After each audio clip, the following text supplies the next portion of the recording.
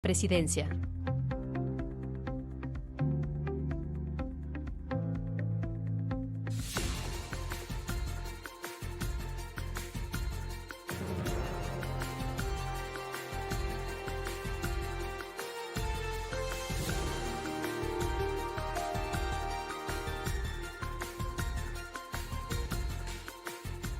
Once de la mañana, 23 minutos, amigos y amigas. Muchas gracias por acompañarnos en esta transmisión especial de Muchas gracias por acompañarnos. Llevaremos hasta ustedes parte de la rueda de prensa virtual en la que participará la ministra de Gobierno, María Paula Romo, y también el ministro de Salud, Juan Carlos Ceballos, para responder distintas inquietudes de colegas periodistas en las distintas localidades del país desde donde participan en este espacio virtual. De inmediato doy paso a Natalie Morillo, quien se encargará de manejar y moderar este espacio de rueda de prensa virtual. Natalie, buenos días.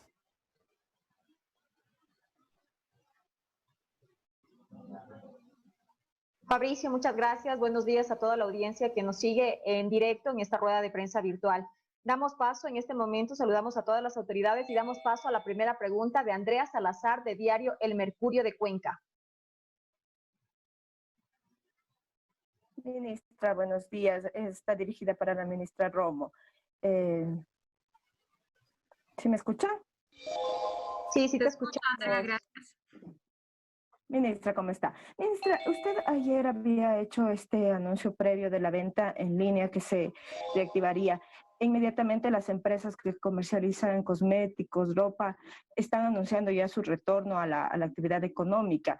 ¿Esta reactivación va a incluir estos bienes que serían considerados hasta cierto punto suntuarios?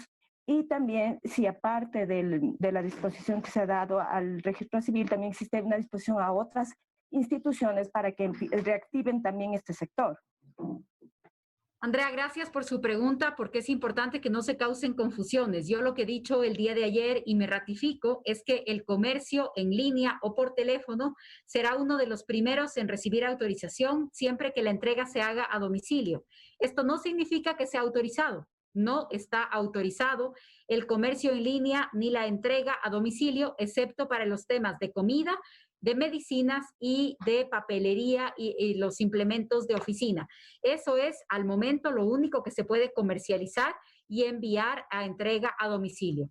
Pronto serán analizadas otras opciones de comercio con entrega a domicilio, porque esto va a ser antes que abrir los comercios, que recibir a las personas que lleguen a los locales comerciales. Lo que se va a privilegiar es en línea o por teléfono hacer los pedidos y entregarlos a domicilio, pero ninguna de estas otras opciones ha sido autorizada aún.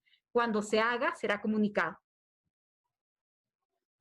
Gracias, ministra. Damos paso a Paulina Balseca, de Radio La Tacunga. Ahí sí me disculpas, me declaro ignorante, porque te digo, aquí nos dieron haciendo desde la empresa, porque yo iba a tramitar. Paulina Balseca, no sé si nos escuchas. De la empresa y el personal, igual es de la empresa. Continuamos con Cristian Viteri, de Vivo Noticias.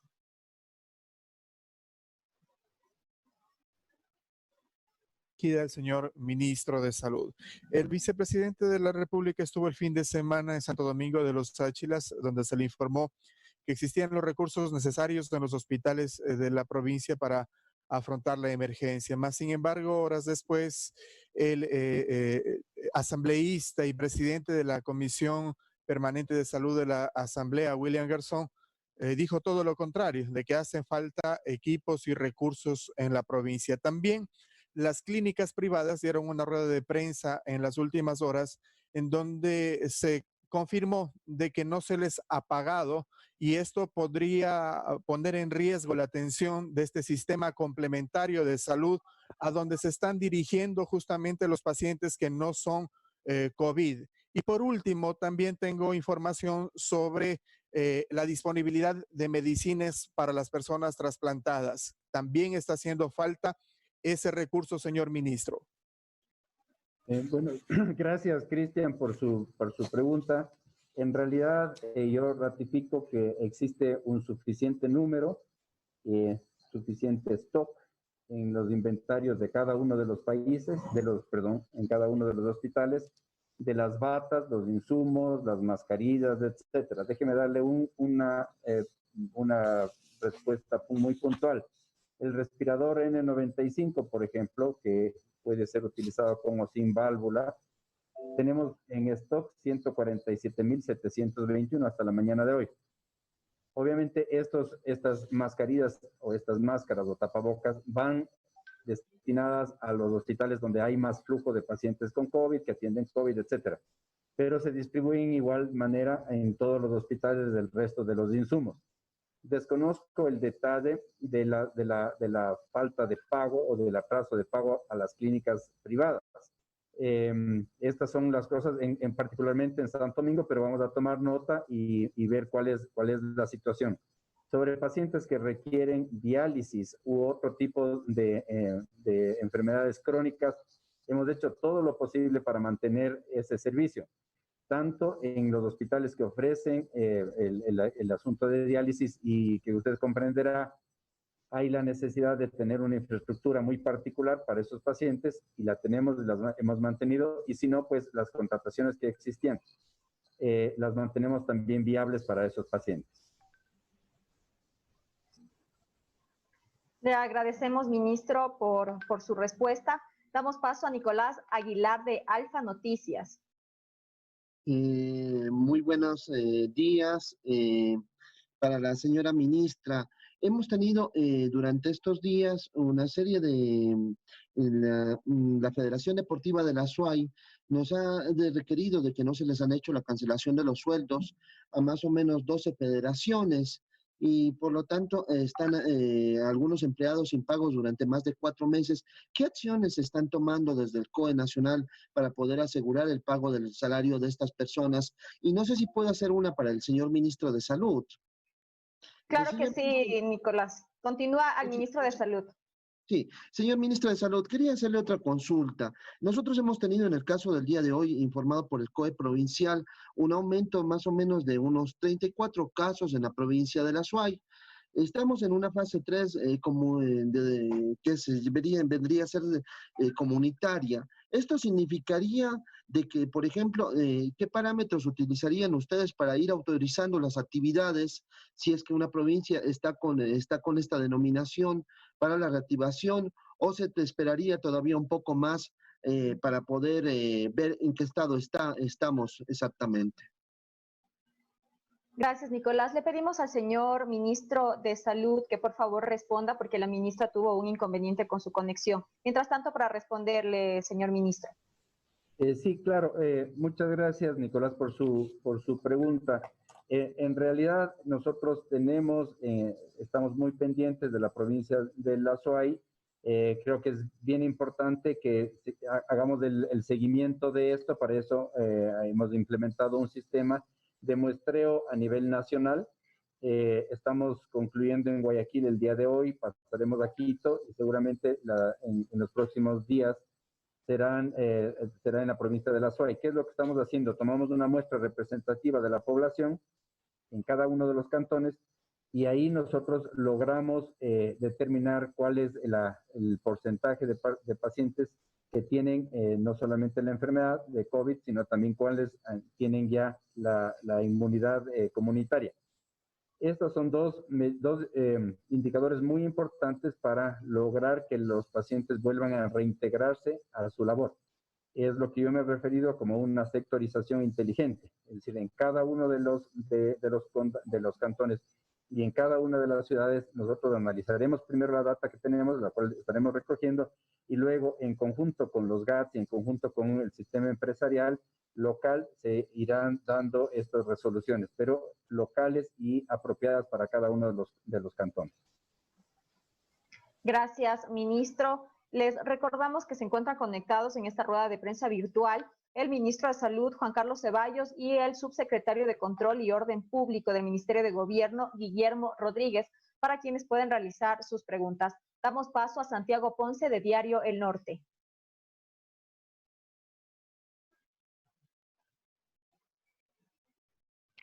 Aló, sí, muy buenos días. ¿Sí me escuchan? Santiago, continúa con tu pregunta, por favor. Muy buenos días. Mi pregunta va direccionada al ministro José Ceballos. Muy buenos días, ministro. La pregunta concreta, en estos últimos días hubo algunos cambios en la provincia de Imbabura en lo que respecta a direcciones y coordinaciones. ¿Se puede conocer a qué obedecen esos cambios realizados en la coordinación zonal 1 específicamente? Muchas gracias, ministro. Sí, cómo no, Santiago, con mucho gusto. Los cambios obedecen simplemente a tener una mayor afinidad de trabajo con ciertas personas con las cuales se va a desarrollar varios planes. Hemos sido muy cuidadosos en la selección de las personas para este tipo de cargos, pero como digo, es el plan ejecutorio que viene después, es la revisión de cuál ha sido el perfil que nosotros estamos buscando y con quién, como gobierno, pensábamos que nosotros podemos ejercer esos cambios de manera más fácil. Hemos sido súper respetuosos con las autoridades locales y hemos pedido el consejo, además de algunos ministros que están, a los cuales se les ha repartido, se les ha entregado algunas zonas del país. Entonces es una coordinación conjunta y estamos eligiendo a las personas que son las candidatas ideales para la ejecución de ese plan. No obedece a ninguna otra cosa. Gracias, ministro. Seguimos con David Retrobán de Diario Los Andes. Para el señor ministro, la pregunta al momento. Señor ministro, hace 2 semanas aproximadamente en Chimborazo usted realizó una visita acá con Juan Sebastián Roldán. En esa visita usted dio declaraciones que aparentemente en Chimborazo la curva se estaría estabilizando. Sin embargo, vemos que cada día van ascendiendo casos de Chimborazo en Riobamba, en Colta, en casi todos los cantones acá de Chimborazo van ascendiendo e inclusive van apareciendo más muertes por COVID-19. ¿A qué responde justamente sus declaraciones que hicieron conjuntamente ustedes como representantes del gobierno a que la curva estaría estabilizando cuando vemos que se sigue aumentando más casos en Chimborazo? Y por otra parte también, señor ministro, quisiera hacer una consulta.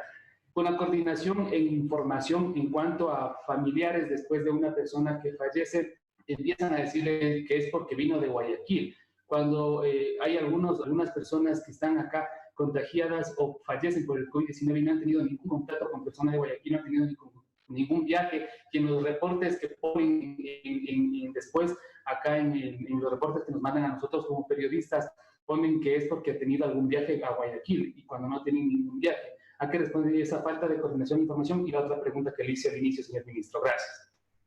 Ya, yo creo, David, que existe en las declaraciones que yo hice en Riobamba se refieren a la estabilización del número de casos. Pero usted conoce mejor que yo, Chimborazo es una provincia muy grande y que recibe personas de varios puntos, especialmente de las zonas rurales del país, o rurales de la misma provincia. Y esos casos vienen contados no inmediatamente. La mayor, obviamente, información que recibimos es justamente de la zona urbana, de Riobamba en particular. Pero los nuevos casos van alimentando eso. La estabilización de la curva no quiere decir que no haya más casos. Es que en la proporción con la que subían al principio los casos, obviamente se estabiliza. No quiere decir que no haya más casos, sino que el número de casos va decreciendo y por eso estamos llegando a esta meseta, a este plató. En segundo lugar, respecto al contagio, ¿y por qué hay los muertos? Ninguna enfermedad empieza con la muerte. La muerte es una consecuencia del desarrollo de la enfermedad. Y en este caso, primero hubo el contagio, luego hubo las complicaciones propias de la enfermedad y finalmente, muy lamentablemente, vienen las consecuencias de la muerte. O sea que no es extraño, no es inusual que las muertes sigan al contagio y a la enfermedad, en el orden de contagio y enfermedad, por supuesto. Entonces, después la segunda pregunta respecto al contagio, cuando el virus se disemina a nivel comunitario, quiere decir que los primeros casos, como sucedió, por ejemplo, cuando los pacientes o cuando los sujetos llegaron de Madrid, llegaron de Italia, fueron los portadores del virus, pero luego eso fueron pasando poco a poco al resto de la población. es lo mismo que ha pasado en Chimborazo y en muchas otras provincias fuera del Guayas. Si bien es cierto, los primeros casos salieron de Guayaquil una mayor cantidad de casos salieron de Guayaquil, eso no quiere decir que no pueden haber contagiado a otras personas. Es más, esa es la manera como el virus se contagia, cómo se disemina en la población. Entonces, las estadísticas van mostrando los datos, los casos, como se van aplanando, y por otro lado también tienen relación con la cantidad de fallecidos que van sumándose y que no necesariamente tienen que haber viajado a Guayaquil. Es lo que se llama la diseminación o la divulgación comunitaria del virus. Gracias, señor ministro. Damos paso y para culminar con esta rueda de prensa virtual transmitida por Ecuador TV a Belén Rodríguez de Santo Domingo de los Áchilas para el subsecretario Guillermo Rodríguez. ¿Hasta cuándo se pueden utilizar el salvoconducto que se ha utilizado en las últimas semanas? Gracias, Belén, por la pregunta y un saludo a todos.